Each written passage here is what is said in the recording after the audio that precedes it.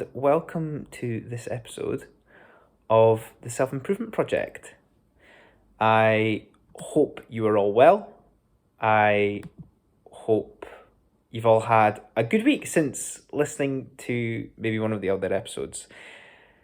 Now, today's episode is called The Only Way to Be Truly Motivated. A little bit of a holy grail meaning of life side of things in regards to how do I use motivation in the most effective way possible. Now, a wee bit of background for me. I studied sport when I left school, and everything that came with it always related to psychology, as you can probably imagine with a lot of the topics of the podcast and things like that. But it always fascinates me as to the most efficient and the most effective ways that we can utilize things related to psychology. And as we're recording this, there is only one way or method or process to be truly motivated from the perspective I'm in. And it all comes through internal desire. I want you to picture a situation maybe at work or at school, maybe an external group or club.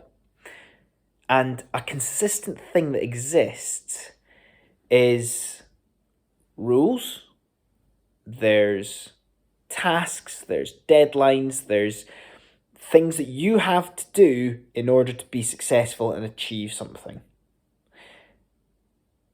I want to blow that out the water a wee bit today. I want to challenge your thought around it. I want to make you think, what if I didn't need that? And this is where I talk about internal desire, that passion from within you to go and achieve something for no external means. You don't get any credit for it. It could be a world record, but you don't get any credit for it. You are doing it for the peace of mind that it feeds your identity and who you are, who you want to be. And surely it is the only sustainable option for us if we are to think long term, whether it's things we want to achieve or working towards the person we want to become.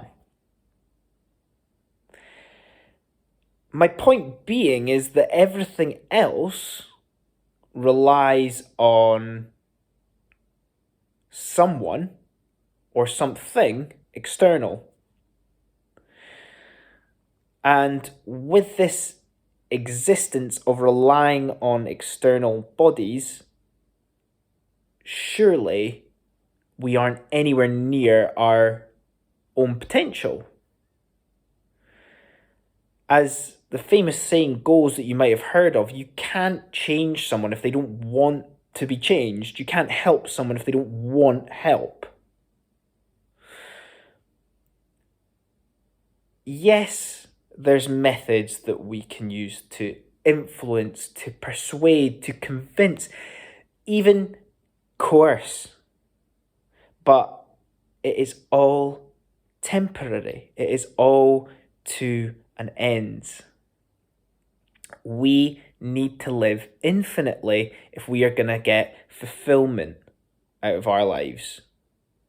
We aren't on earth long enough to have a real impact on humanity.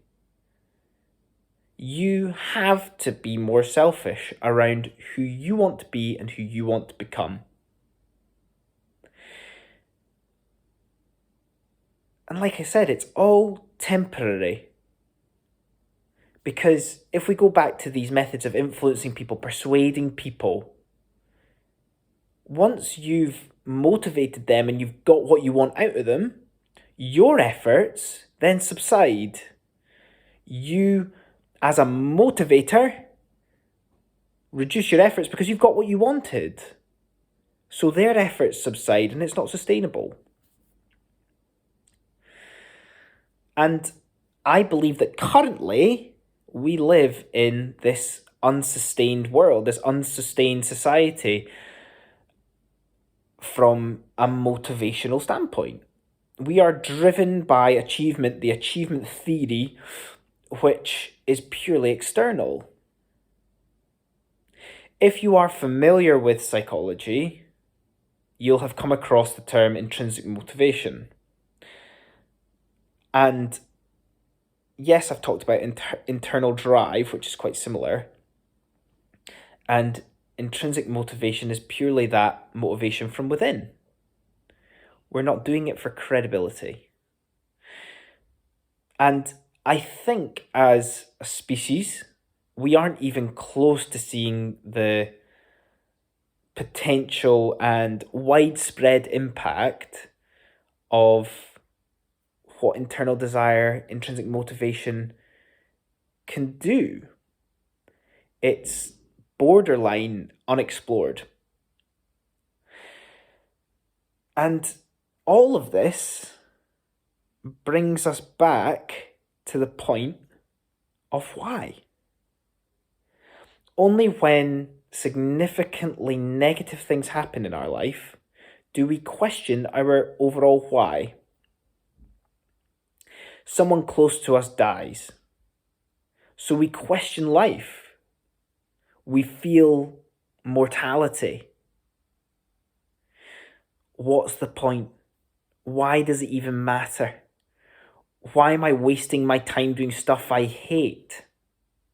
And don't get me wrong, these are fantastic questions to ask, considering probably all the time you've spent in your life doing things that you don't want to do. But this is fleeting. These phases pass us by. Yes, we revisit them. Yes, they crop up every now and again and act almost as a reminder. But why is it not the other way? Why is it not that we are constantly aware of our mortality? Because we should live infinitely, but our lives are finite. We need to think about how precious life is all the time. Doubling down on our intrinsic motivators, our internal desires, could lead us to see our capabilities as individuals and as humans. My biggest fear in life is living a life that I don't want to live. Looking back, thinking, I wish I hadn't done that. I wish I had committed to a life of fulfillment and something that really mattered to me rather than serving someone else's requirements. Those who dedicate their lives to something they are eternally curious about, despite knowing that they may never see the results, they plant the seeds of a tree that they'll never see.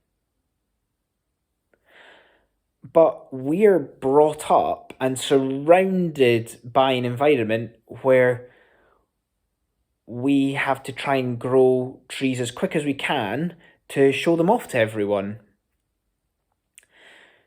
So I guess overall, what I'm asking you today is, what do you really want? What do you really want to do? And just sit on that. It might pain you as you feel far away or distant from that thing. But with the endless possibilities available to us in 2021, why not just start? Even just a wee bit. Start something that you'll never see. And why? Because it's who you are, it's who you want to be, and it's the best way you could spend your time on this earth. So thank you for listening. I hope I have provoked some thought. I hope I have maybe inspired some thoughts and following actions for you. And I would love to hear your thoughts. I would love to hear what your mind is thinking about in regards to this, what you find useful, what you want to hear more of. And I will see you all next time. Cheers.